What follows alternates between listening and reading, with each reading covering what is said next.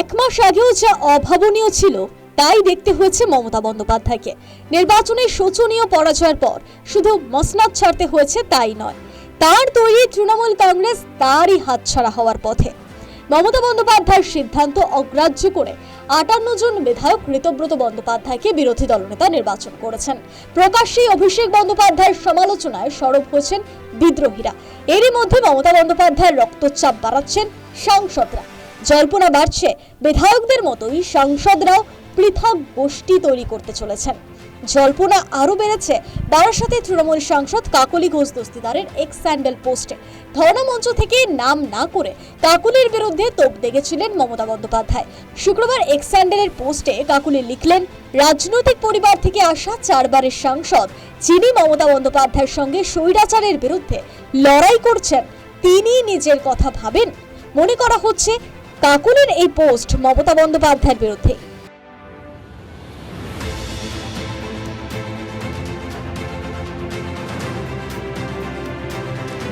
দোসরা জুন ধর্ণা মঞ্চ থেকে কাকলির নাম না করে তার সমালোচনা করেছিলেন মমতা বন্দ্যোপাধ্যায়। নির্বাচনে কারচুপির অভিযোগ নিয়ে মমতার দাবি উড়িয়ে দিয়ে কাকলি লিখেছেন, এই হার নীতি এবং প্রশাসনিক ব্যর্থতার কারণে। এই পরিস্থিতিতে খবর উঠছে আগামী 7 জুন অন্তত 20 জন বিদ্রোহী সাংসদ দিল্লিতে বৈঠকে বসতে চলেছেন। সেদিনই কোনো সিদ্ধান্ত নেওয়া হতে পারে। উল্লেখযোগ্য 8 জুন দিল্লিতে ইন্ডিয়া জোটের বৈঠক। বহুদিন পরে সেই বৈঠকে উপস্থিত থাকার কথা মমতা বন্দ্যোপাধ্যায়। অর্থাৎ মমতা বন্দ্যোপাধ্যায় দিল্লিতে থাকাকালীনই বিদ্রোহী সাংসদরা পৃথক অস্তিত্বের ঘোষণা করতে চলেছেন। বিধায়কদের মতো সাংসদদের বিদ্রোহও কি কলকাঠি ঋতব্রত বন্দ্যোপাধ্যায়ের হাতে? দিল্লির রাজনীতির ঘাতঘোত সম্পর্কে ওয়াকিবহাল ঋতব্রত। রাজ্যসভার সাংসদ থাকাকালীন তৃণমূল সংসদীয় দলের সঙ্গে তার ঘনিষ্ঠতাও বেড়েছে। সাংসদদের সঙ্গে তার কোনো কথা হয়নি, শুক্রবার জানিয়েছেন ঋতব্রত বন্দ্যোপাধ্যায়। আমাদের যে সাংসদরা রয়েছেন, আমি যেহেতু সাংসদ ছিলাম, প্রায় সবার সঙ্গেই আলাপ রয়েছে, বেশিরভাগের সঙ্গেই ভালো সম্পর্ক রয়েছে। কিন্তু গত 7 দিনে কারুর সঙ্গে ব্যক্তিগতভাবে আমার কোনো কথা হয়নি। স্বাভাবিকভাবে এখন সাংসদরা কি করবেন সেটা আমি তো বলতে পারি না। প্রথম কথা, এই সাংসদরা কাকে বলেছেন আমি তো জানি না, আমাদের কাউকে বলেছেন বলে আমার মনে হয় না। তো স্বাভাবিক এটা সাংসদদের বিষয়। এখানে যেমন লেজিসলেটিভ পার্টি আছে, ওখানেও দুটো হাউসের দুটো আলাদা আলাদা পার্লামেন্টারি পার্টি রয়েছে।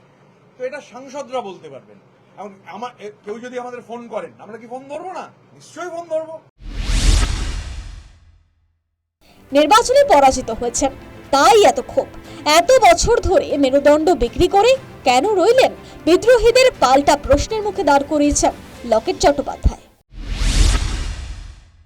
দেখুন, উনি যে কথা বলছেন, এত সিনিয়র মানুষ, আগেও বলতে পারতেন, আগেও কথা তুলতে পারতেন। কিন্তু আজকে যদি তৃণমূল জিতে যেত তাহলে কি উনি বলতেন? এখন বলবেন হ্যাঁ বলতাম। কিন্তু ঘটনাচক্রে তৃণমূল জেতেনি, ভারতীয় জনতা পার্টি জিতেছে। প্রত্যেকে এই পার্টিতে যারা ছিল নিজের স্বার্থ বুঝে 40 বছর একজনের সঙ্গে থেকে তার বিবেক বুদ্ধি সবকিছু তাদের শির দ্বারা বিক্রি করে তারা আজকে সেই পার্টির বদনাম করছে। আমার মনে হয় আরেকটু সময় নিতে পারতেন। এত তাড়াতাড়ি করাটা বোধহয় উচিত হয়নি। এতদিন যার সঙ্গে ছিলেন তাকে এইটুকু সম্মান দেওয়া উচিত ছিল। এর আগে শিবসেনা এনসিপি পুরোপুরি দ্বিখণ্ডিত হয়েছে। বিধায়কদের সঙ্গে সঙ্গে বিদ্রোহে সামিল হয়েছেন সাংসদরাও। এবার কি সেই পথেই দুভাগ হতে চলেছে তৃণমূল কংগ্রেস? News time.